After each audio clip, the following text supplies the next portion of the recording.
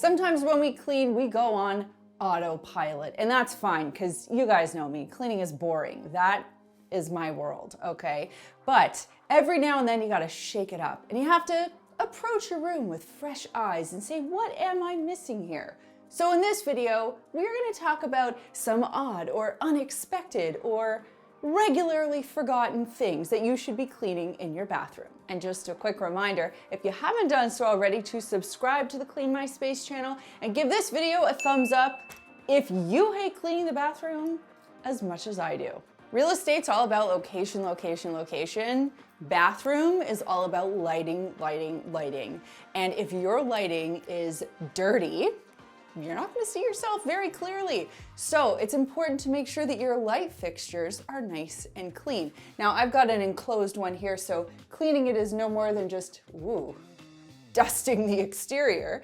But if you have an open light fixture, you might have to actually remove the fixture itself or just get up there so you can get right into the little vessels and give them a nice cleaning. Either way, you can see, I mean, I probably haven't cleaned this since I've lived in the house, and that's been about 3 years. So give it a good dusting with a dry microfiber cloth and make sure you check your light bulbs while you're up there. They might need to be changed. If you're not ventilating your bathroom properly, or even if you are, you might notice that while you're showering, condensation builds up on the window. When your shower is all said and done, that condensation drips down to the bottom of your window frame and hangs out. What ends up happening? Mold. So over time, you're gonna get black or brown buildup that mixes in with dirt that blows in from your window. It's a whole scene. Anyway, over time, you're gonna get some mold in the windowsills. So check them, and if they look a little dirty or fuzzy, get yourself some mold and mildew cleaner and give your windowsills a good clean. You might only need to do this every 3 to 6 months or so, but it makes a big difference in keeping your bathroom clean and healthy. We almost never think about cleaning the overhead exhaust fan in the bathroom because we're never looking at it. But if, when you turn your fan on, it gets loud and noisy and rattly, just think about it. If there's a bunch of dust caked up there, the fan can't work efficiently. So it's gonna roar, it's gonna work harder to do the same job. All you have to do is vacuum the fan. It literally takes 20 seconds. Pop a brush attachment onto your vacuum, give it a quick vacuum, and then move on. And it makes a big difference. You'll notice your fan isn't as noisy and it will actually work more efficiently. Oh, and the next time you look up, it'll look good. Having hair in the bathroom is just one of those things that we have learned to accept. But I can tell you, having spent years as a professional cleaner, it was like the bane of my existence, because if a client saw even one of their own hairs on the bathroom floor, your whole cleaning went into the garbage. You didn't do a good job. So I always had to think of creative ways to get rid of hair, and sometimes a vacuum wouldn't do it. Sometimes a cloth couldn't even do it. But you know what does do it? A rubber-tipped squeegee. So the next time you have to lift a lot of hair off the floor and you're finding it really stubborn or really difficult, get a rubber tip squeegee. I mean, I cleaned these floors yesterday and I'm already seeing so much of my own hair built up. But you basically sweep the squeegee around. You can get your hair into a big pile. This is because I did my hair in this bathroom this morning, and you'll see it just gets it all together and makes it very easy for you to pick up or vacuum up. You're welcome. This is probably something you never think about cleaning, and I really can't blame you, because before I got into the cleaning game, I never paid attention to this.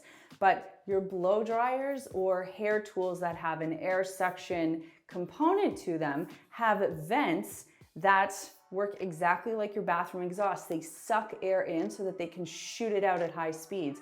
But in doing that, eventually they start to collect dust around the filters. So every now and then you want to make sure that you're cleaning these filters, and I find the easiest way to do it is with a dry microfiber cloth for the filter itself, and to use tweezers to actually get the little pieces of dust out of the tiny little vent holes. You don't have to do this more than like twice a year, if that. It just keeps your hair dryer or hair tools, whatever you have handy, running and working efficiently. And again, the cleaner this is, the less taxing of the motor you're doing, meaning the longer your hair tools are gonna last. I've learned a lot about bath time in my 3+ years of being a mother. But one thing I've learned is that bath toys get kind of dingy over time. The best thing you could do to keep your bath toys clean is to give them a rinse after the bath, after all the soapy water has drained, so that you get all of that soapy residue off your bath toys, and then pop them into a bag like this and hang them to dry. That way they can drip dry and you won't get any buildup. But every now and then, you are gonna notice that the bath toys have a bit of film or buildup, and you just wanna give them a good cleaning. So the best thing, as far as I'm concerned, that you can do for this is to fill a bucket with vinegar and just toss the bath toys in there. Whether they're foam or plastic, they will be just fine. These are built to last, quite durable toys, if I may say so myself, and they will be a lot cleaner. Vinegar helps to break down any of that hard water buildup and soap scum. When you're done, give everything a good rinse and then pop them back in this bag, let them drip dry, and proceed with bath time. If you can think back to plant biology, you'll remember photosynthesis, where leaves absorb sunlight and turn it into food.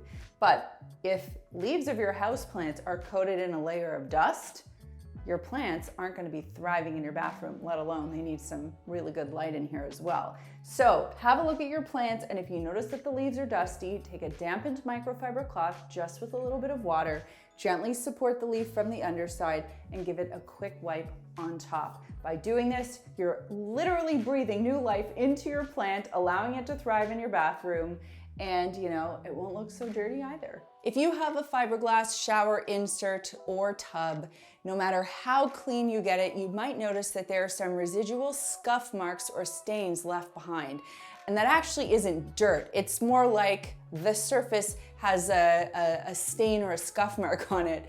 I don't know how else to explain it, but it happens, and it's not a messy thing. It's more like a surface finish thing that you've got to deal with. So I recently discovered a product. It's a polish or a cleaner for fiberglass. It works like a charm. You put a little dab onto the surface, you rub it with a microfiber cloth, you rinse it, it's done. It's like the easiest thing, and it makes your finishes look brand new. You can also use this on different surfaces in your home, like chromes and metals, so it is a handy little tube to have around. Typically, when you paint a bathroom, you choose paint that is wipeable or washable. It's a little bit glossier, and that is because it's more durable. When you're in the bathroom, you're constantly getting water splashing everywhere. It could be water from brushing your teeth, from washing your hands, or water from when you come out of the shower.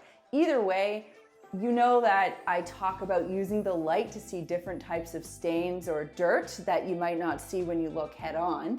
If you're in the bathroom, you can start to look at your paint at different angles, and you'll see these mystery splash marks show up on the wall.